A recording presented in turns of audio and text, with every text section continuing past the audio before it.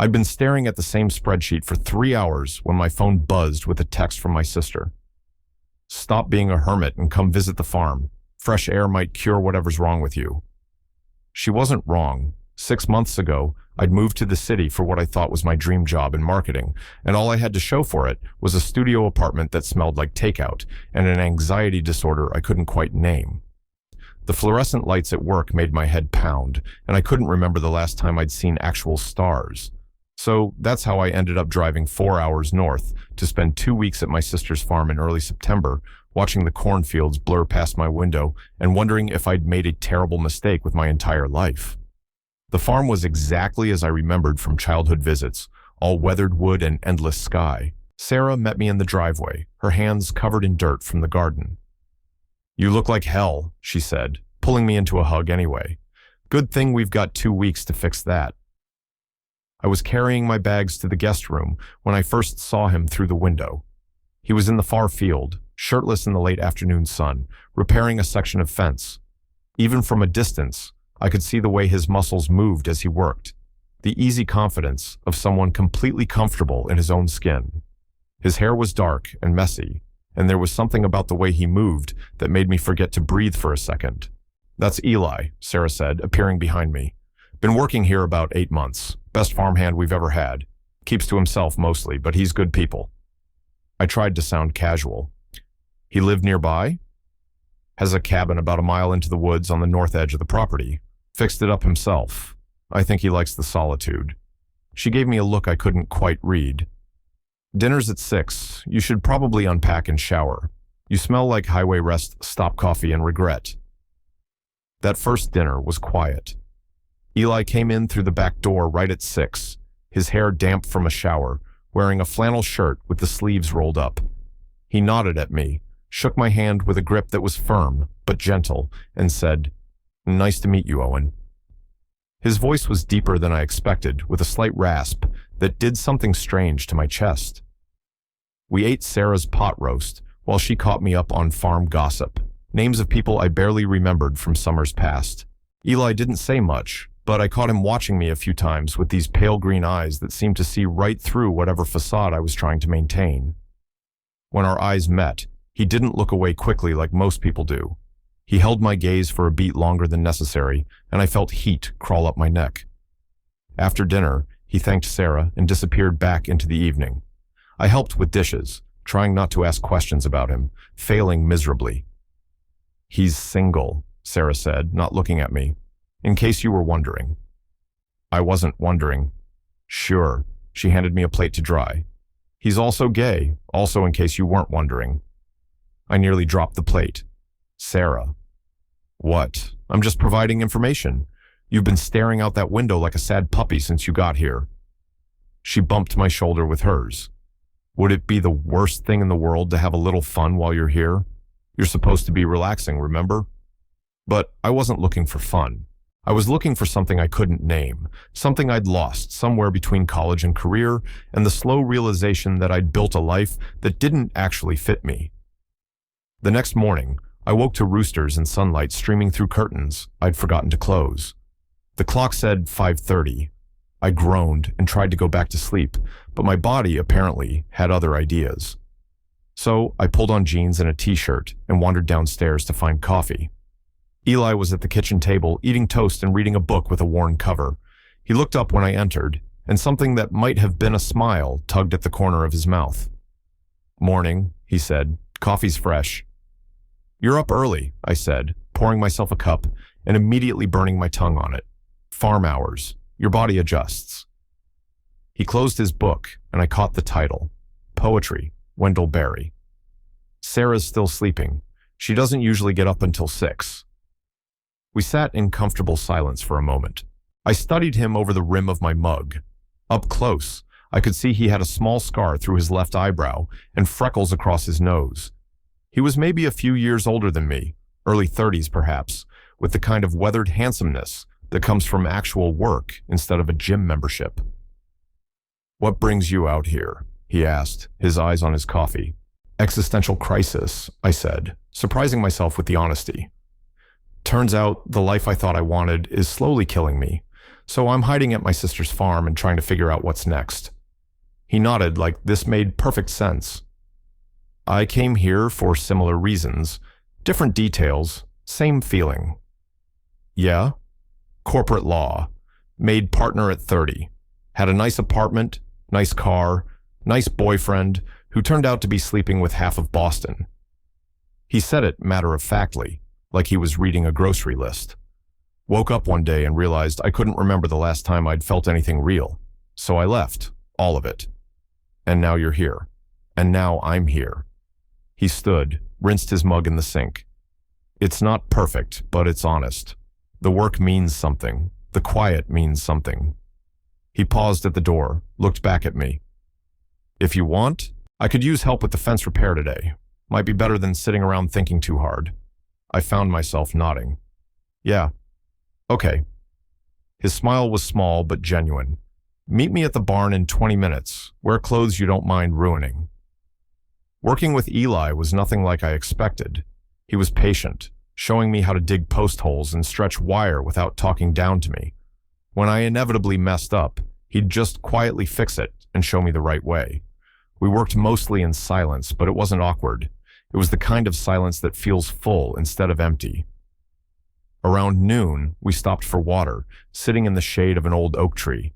I was covered in sweat and dirt, my hands already forming blisters, but I felt more alive than I had in months. You're not bad at this, Eli said, offering me his water bottle when mine ran empty. I'm terrible at this. But you're trying. That counts for something. He leaned back against the tree trunk, closing his eyes against the dappled sunlight. Most people from the city, they come out here and last maybe an hour before they're complaining about the heat or the bugs or the lack of Wi-Fi. I mean, the lack of Wi-Fi is definitely concerning, I joked. He laughed, and the sound did something to me, made me want to hear it again. We fell into a routine over the next few days. Early mornings in the kitchen, working together during the day, quiet dinners where I found myself watching the way his hands moved as he talked, the way he really listened when other people spoke. Sarah watched us with barely concealed amusement, but had the grace not to comment. On the 5th day, Eli asked if I wanted to go for a walk after dinner. There's something I want to show you, he said, if you're interested. Of course I was interested. I would have followed him anywhere at that point, though I wasn't quite ready to admit it to myself. We walked into the woods as the sun started to set, following a narrow path that wound between the trees. Eli moved with the easy confidence of someone who knew every root and rock, while I stumbled along behind him, trying not to twist an ankle. Where are we going? I asked after about 15 minutes. You'll see, not much further. The path opened suddenly into a small clearing. There was a pond, maybe 30 feet across, its surface perfectly still and reflecting the pink and orange sky. Wildflowers grew around the edges, and I could hear frogs starting their evening chorus. It was the kind of place that didn't seem real, too perfect to exist outside of a painting. I found this about a month after I started working here, Eli said quietly. I come here when things feel too loud in my head. It helps. It's beautiful. Yeah.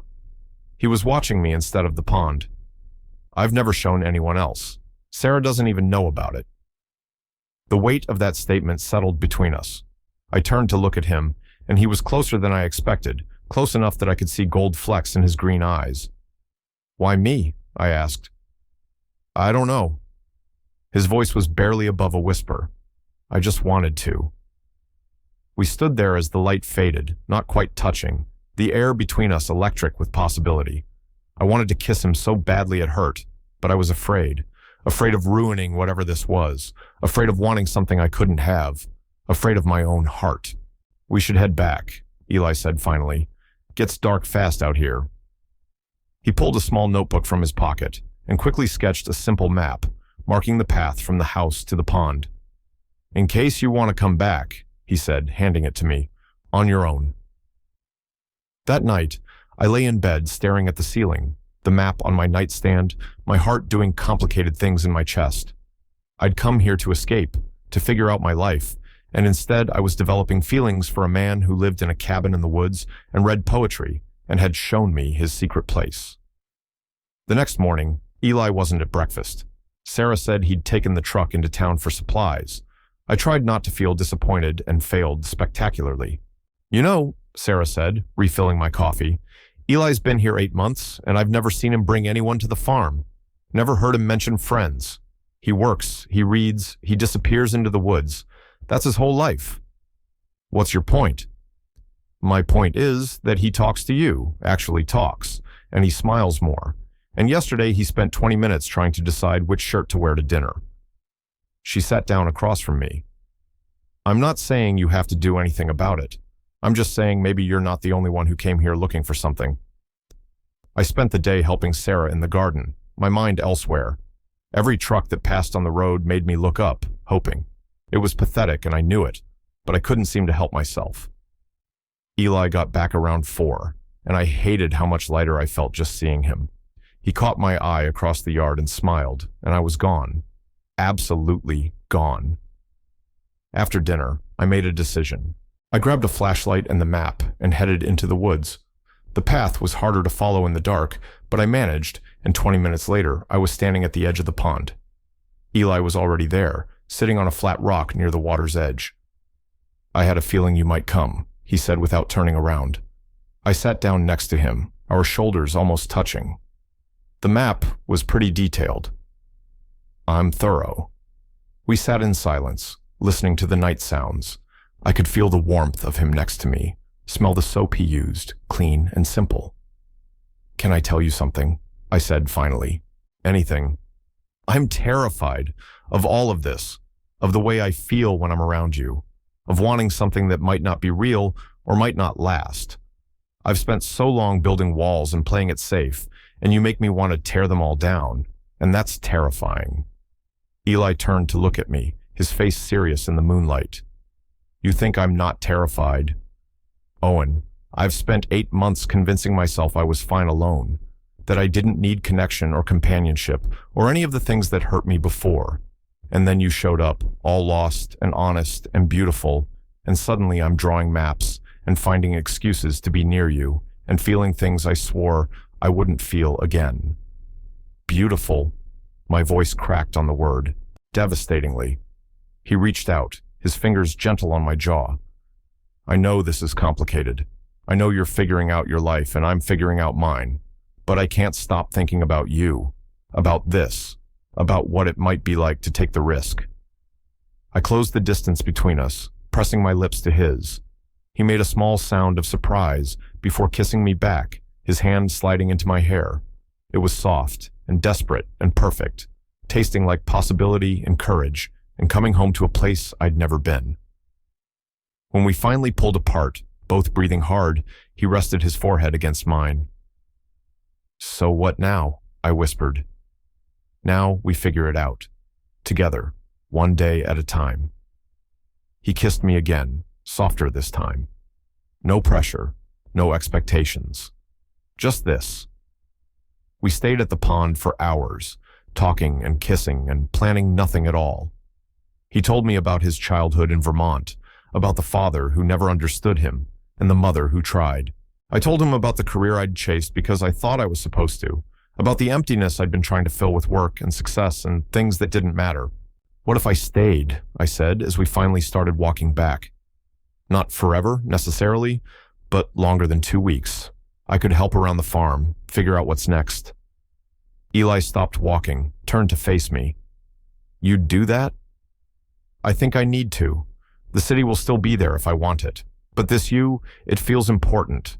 Like maybe it's what I've been looking for without knowing it. His smile was brilliant even in the darkness. Sarah will be insufferable. You know that, right? She already is. He laughed and pulled me close, kissing my temple. Then stay. Stay as long as you want. Sarah was indeed insufferable when I told her the next morning. I knew it, she crowed.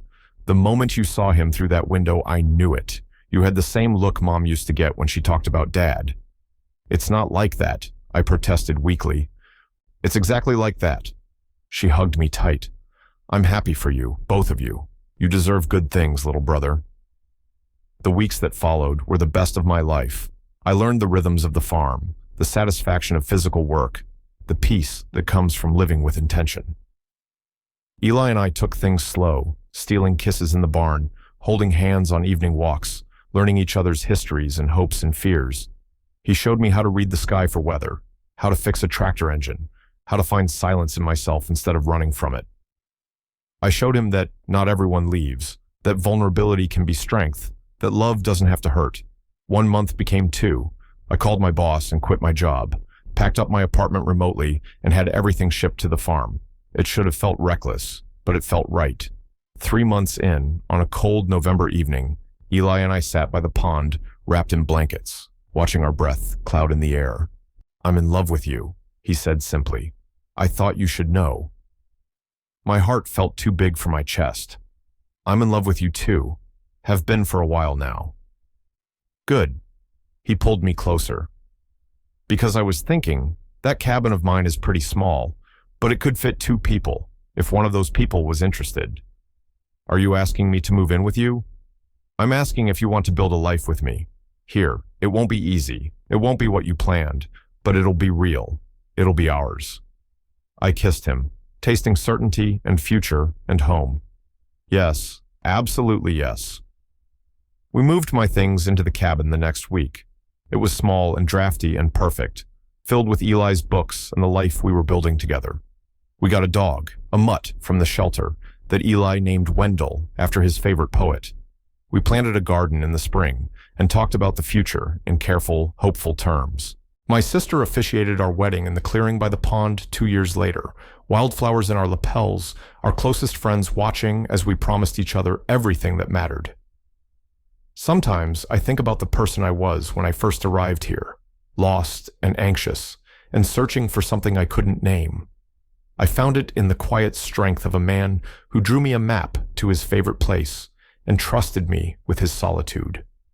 I found it in the work of my hands and the peace of the land and the courage to choose a different path. The city is still there, with its fluorescent lights and empty ambitions, but I'm here, in a cabin in the woods with the man I love, living a life that's small and honest and entirely mine. And every evening, we walk to the pond together, watching the sky change colors, grateful for the map that led us both home.